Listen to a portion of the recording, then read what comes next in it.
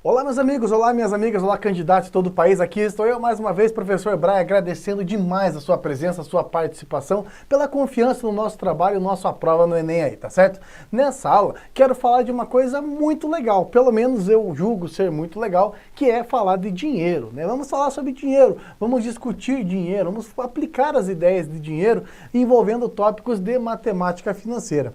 E eu gostaria de começar essa aula dando uma opinião, eu sei que eu não tenho que opinar em nada, eu sei que eu não devo achar absolutamente nada, mas eu acho que é algo construtivo para a nossa formação de um modo geral. Nós ficamos muito tempo da matemática no ensino médio falando sobre tópicos interessantes, mas porém poucos aplicáveis. Por exemplo, nós abordamos com muita profundidade trigonometria. Nós trabalhamos muito ali com número complexo, questões envolvendo geometria analítica, uma geometria espacial muito refinada e tal. E às vezes não sobra tempo para os professores, nós professores de matemática, discutimos com o nosso aluno algo que realmente é importante, como por exemplo, uma boa gestão do dinheiro. Você há de concordar comigo que todo mundo vai usar dinheiro ao longo de toda a vida. Mas nem todo mundo vai discutir trigonometria em alto nível. Não é todo mundo que vai precisar calcular a distância de um ponto até a reta. Não é todo mundo que precisa discutir se duas circunferências são concêntricas ou tangentes.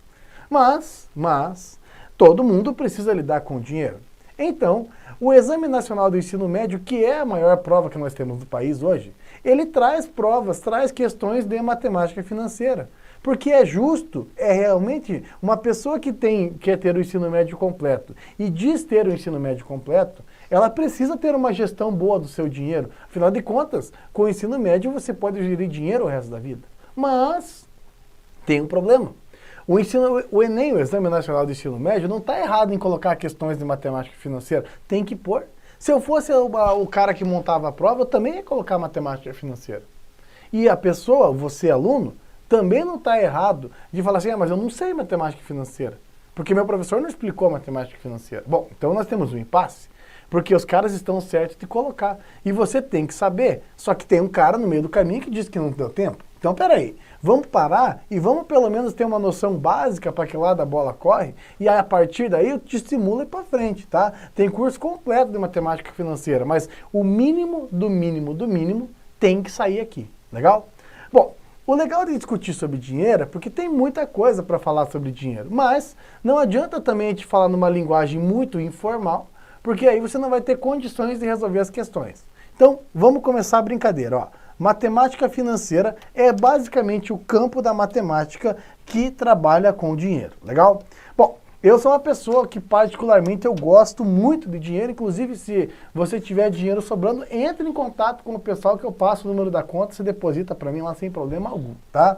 Bom, vamos falar então basicamente sobre a história da capitalização. Sabe o que é capitalização? Quando é capitalizar? As pessoas falam assim, olha, eu vou sair de casa para capitalizar. Olha, capitalizar é ganhar. Tá certo? Então, quando você fala que vai capitalizar o seu dinheiro, é porque você vai ganhar dinheiro, beleza? Essa é a ideia. Muito bem, nós precisamos, para capitalizar e para entender um pouquinho de matemática financeira, entender um mini, mas bem mini dicionário daquilo dos conceitos de matemática financeira. Afinal de contas, eu vou falar sobre eles o tempo todo. Então, o primeiro conceito de matemática financeira que você precisa entender é a ideia de capital inicial. O capital inicial não tem absolutamente nada a ver com a banda capital inicial. E o capital inicial, basicamente, é o seu ponto de partida.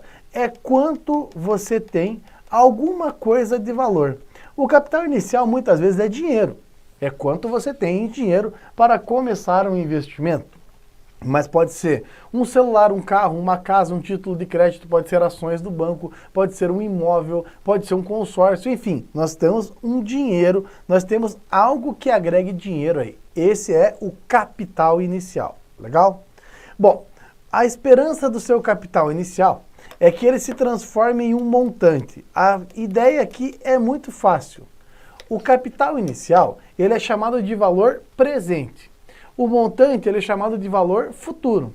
Então quando você fala assim, puxa, eu queria colocar R$2 no banco e voltar lá daqui um mês e ter R$1 milhão. Você fala assim, então, qual que é o seu sonho? Que o valor presente R$2 se transforme no montante, valor futuro, R$1 milhão. Inclusive é o meu sonho também, que eu deixe R$2 lá e vire R$1 milhão. Mas note que eu estou fazendo uma relação de tempo, muito simples ainda. Olha só, o capital hoje se transforma em um montante no futuro, legal? Mas para que esse capital se transforme em um montante, precisa acontecer duas coisas. A primeira delas, tem que passar o tempo. Você não vai conseguir com que o capital se transforme em um montante sem mexer com o tempo. O tempo é um fator determinante na matemática financeira. Por isso, eu acredito que tem que ensinar matemática financeira quando o cara é jovem. Não adianta pegar com todo o respeito que as pessoas merecem, mas não adianta pegar um senhorzinho com 78 anos de idade e falar assim, vamos fazer uma gestão do seu dinheiro? Vamos aplicar o dinheiro ao longo do tempo? Não é assim. Nós temos que fazer uma boa gestão ao longo de todo o tempo. Muitas vezes os trabalhadores comprometem boa parte da sua vida produtiva endividados. Chega no final da vida, não conseguiu guardar nada e passa por uma situação muito difícil, tá? Então, fazer uma gestão do dinheiro ao longo do tempo é fundamental. E é claro, nós precisamos não só de tempo, porque se você deixar R$50 guardado embaixo do colchão ao longo de 50 anos, você vai voltar lá e vai ter o mesmo 50. Eu preciso de um fermento, eu preciso de algo que faça o meu dinheiro aumentar com o passar do tempo. E isso nós chamamos de matemática financeira de taxa. Taxa de juros. Legal? Uma taxa de juros sempre está associada a um tempo. Sempre. É mais comum, você vê taxas aí no mercado, você vai procurar, as mais comuns são as taxas mensais.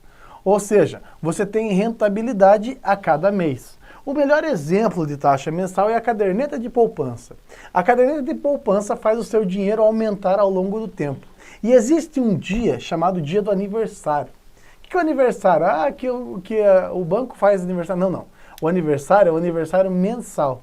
Então você guarda seu dinheiro hoje.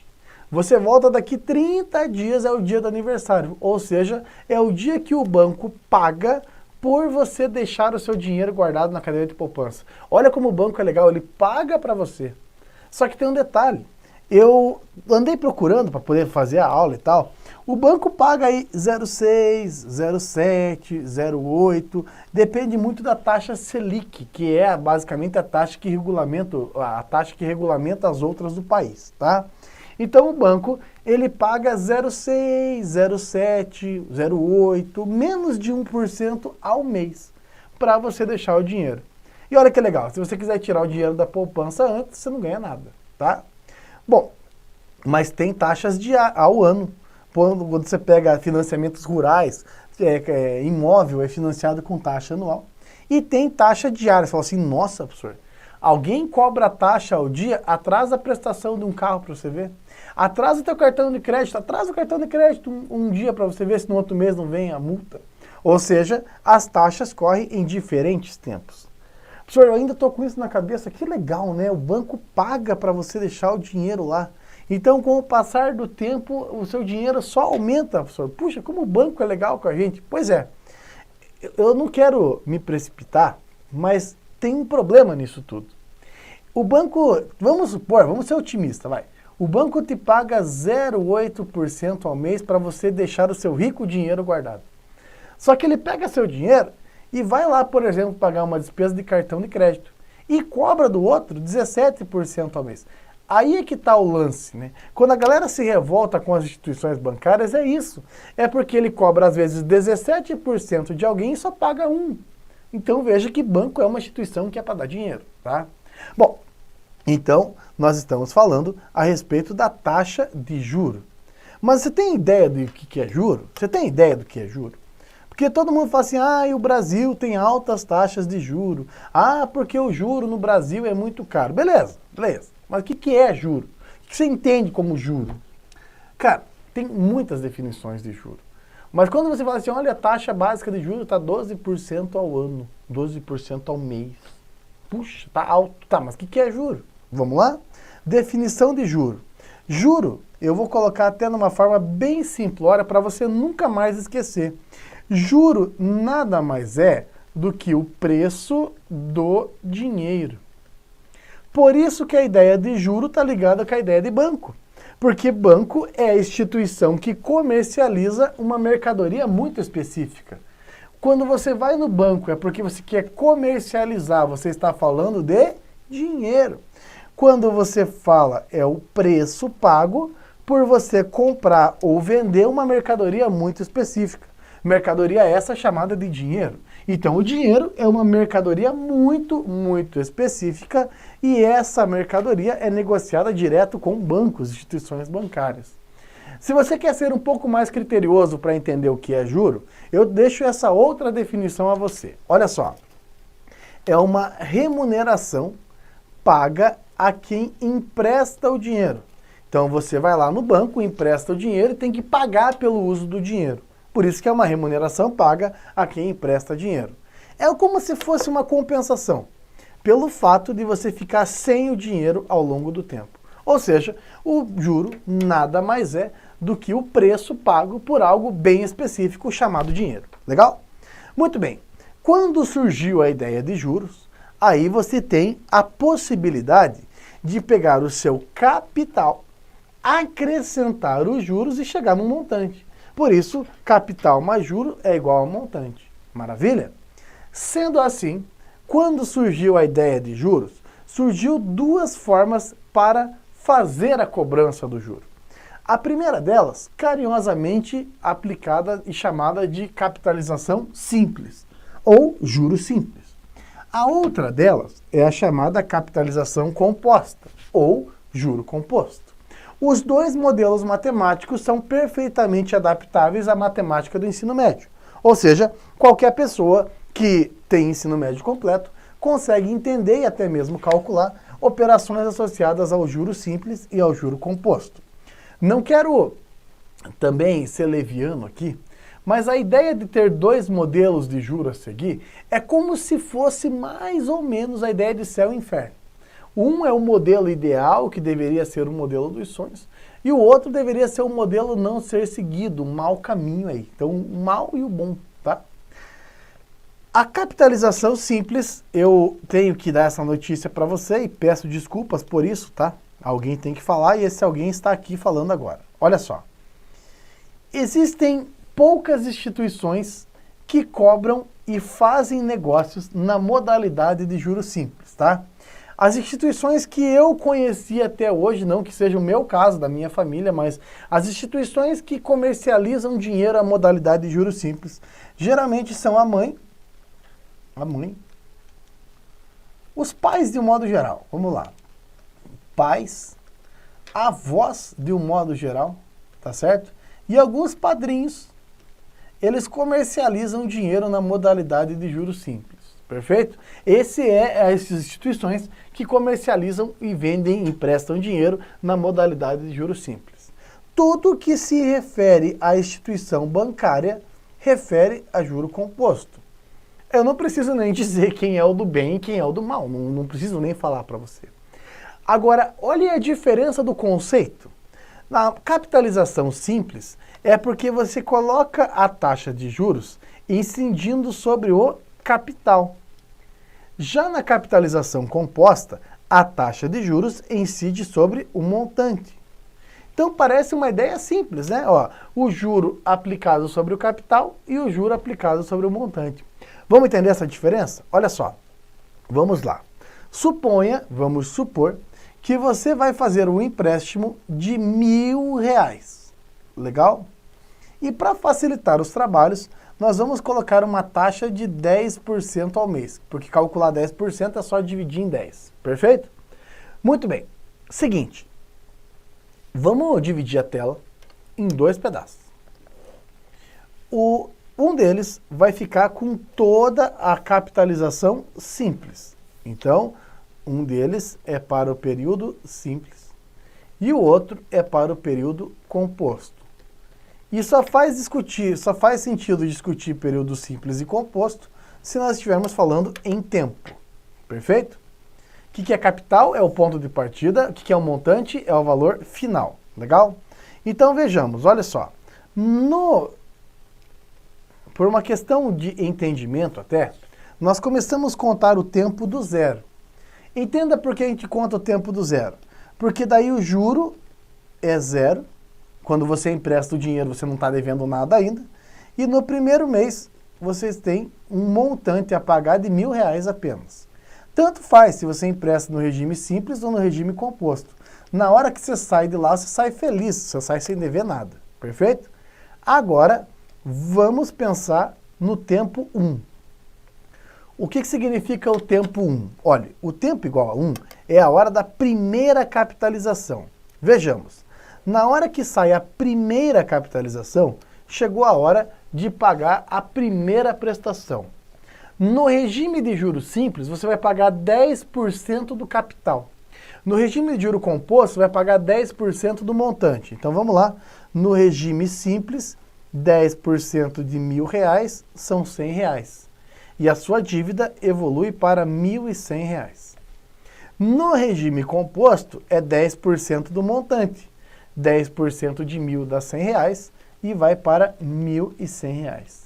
E é aqui que tem a grande, digamos, ideia errada que as pessoas carregam. Pessoal, é tudo a mesma coisa, não sei nem porque eu estou assistindo. Deu 1.100 em um, deu 1.100 no outro. Vai falar para mim agora que tem diferença? Não tem diferença nenhuma. Calma, porque agora nós vamos para a segunda capitalização. E aí, você vai começar a perceber as diferenças entre o regime simples e o regime composto. Olha só, no regime simples, 10% de R$1.000 são R$100. Então você vai pagar mais R$100 pelo uso do dinheiro. E o montante vai para 1.200. Já no regime de juro composto, você também vai pagar 10%, mas não é 10% do que você emprestou, é 10% do que você deve, ou seja, 10% de 1.100. Quanto que é 10% de 1.100? É só dividir por 10, dá 110.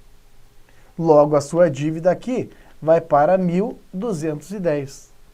Outra ideia errada que as pessoas carregam. Ah, professor, pare com isso, cara. É só 10. Calma. Porque olha só, no terceiro mês, lembre-se, a instituição que empresta dinheiro a juros simples geralmente são os pais, padrinhos e avós. Você chega para tua mãe e fala, mãe, eu vou ficar mais um mês com o dinheiro. E ela fala, tudo bem, filho, me pague mais R$100 de juro. Logo, a dívida vai para 1.300.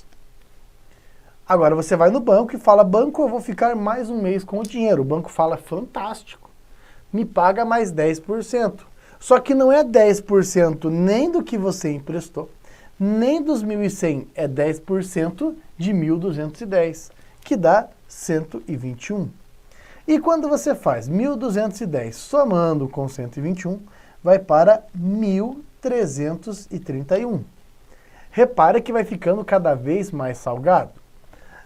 Agora, eu quero que você pense nessa dívida em 12 meses.